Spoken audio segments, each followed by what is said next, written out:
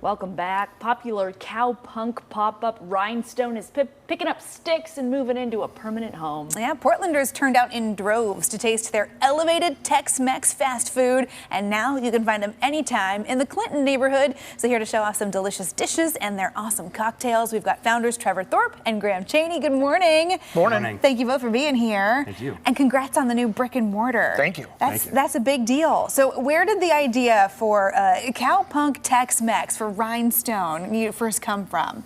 Well, we decided to do a pop-up back in the early days of January, February, and we were just kind of mulling over what we really wanted to do, and we just fell in love with a lot of the late night food of bars in Portland, and then also a lot of the Tex-Mexy stuff that I kind of grew up with in my time in Vegas. Oh, nice. So, okay. The amalgamation of that became Rhinestone.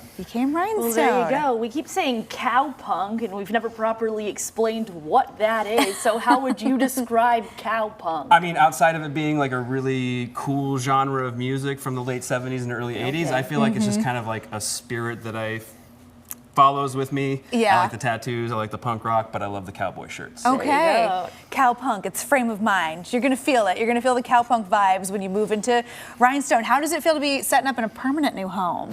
Well, it's going to be a lot easier to plan. Yeah, for one. that too. knowing what kitchen equipment we're going to have, making the last 3 pop-ups that we've had, every single time we blew a circuit breaker. Oh no! And had to do the hunt for the circuit breaker game, which was really fun. Yeah. Well, And I'm really glad you didn't have to hunt for a circuit breaker here, because I don't know true. that you would have found a good one in this building. But you did bring us some fantastic food. So yeah, tell us about the menu and what you're going to be serving up in this spot. Yeah, the menu is, I wanted to make sure that it was fun. I wanted to make sure that it was approachable, both with price and with the dishes that we were serving. We kind of, with Trevor's help, we would bounce ideas off of each other, and I really just wanted to come up with like stuff that was craveable, whimsical, fun, and something that you're not going to find everywhere else. So we'll have like versions of nachos and stuff like that, but with our twist on it. So we have Flamin' Hot Cheeto crusted Spam Slammers, call them. So we got smoked and then chicken fried baby back ribs with slaw drizzled with barbecue sauce. Oh my gosh. And then this is on a sweet Hawaiian roll with some pineapple, some lightly dressed cabbage, just big time flavor in small little packages. Man, what a bad day for me to wear a white dress. Right. I just want to dig into all this in food. the best way, but do these ideas come to you in a fever dream, or how do you come up with them? A lot of them come up. They come up with somebody will mention something casually, and then it'll just stick there, and I'll be making dinner for my family or something like that, and I'll be like, wait a minute, I wonder if I could turn this into this, and then that's where they just can kind of like everyone loves ribs, right? How can I turn ribs into something that's a little bit more exciting? Yeah, I'll fry them. Why not? Seriously, and I don't think I've ever had a fried rib, so I might need to get in here and get a little taste, and then of course I'm going to ask for something to wet my whistle. So that takes us over to the drinks, Trevor. Yeah. So I have what we call the Eldorado. It is essentially like our spicy margarita. It has Mezcal Union, which is a really great mezcal to use for cocktails and drinking on its own. It's got a really awesome blend of a couple different agaves, which makes it a really pronounced flavor. And then this is blended with mango nectar, lemon, jalapeno, and then clarified, which is why it's crystal clear like that. Ooh. So the nice thing about doing it this way and putting it all together is that it's got the perfect amount of dilution and the perfect amount of flavor. I love it.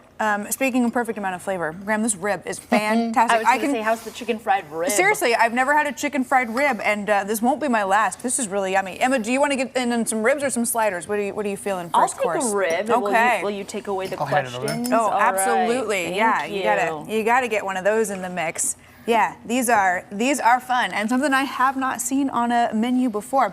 Do you try to kind of create the drinks with the food in mind, or do they live kind of separately in their own little worlds? I think we try to work really hard on making sure that we have enough variety with the food and the cocktails, that there should be something on the menu that's going to pair well with essentially everything. And then the idea is that like we want to be able to have super fun cocktails like this that are unique and maybe special. I should mention there's some green chartreuse in there too. Ooh, I know a fun. guy. Can't forget that. Yeah. I'm staring down Super happy important. hour right here. This is great. But then, you know, you can have this kind of a cocktail at the bar, but then, you know, also have a bottle of PBR if you want. Yeah. You know, it's that kind of vibe. We should also mention elevated cocktails with a fun little specialty branded ice stamp. I don't know if we can get our the branding's our little great. camera in there on that. That's so cool. And you work with another local business for this. Yeah, they're called Ice Cold PDX. Oh my gosh, that's so fun. You got the little R in there for Rhinestone. Listen, I didn't know PBR came in a bottle. I didn't know ribs came chicken fried. Whatever you guys have going on at Rhinestone, keep it up. So what are the details? How can people stop by and try all this for themselves? Well, I think the first thing people could do is follow us on Instagram, Right. rhinestone.pdx, or you can go to our website, rhinestonepdx.com, and get on our mailing list. We're going to be opening pretty soon, early October,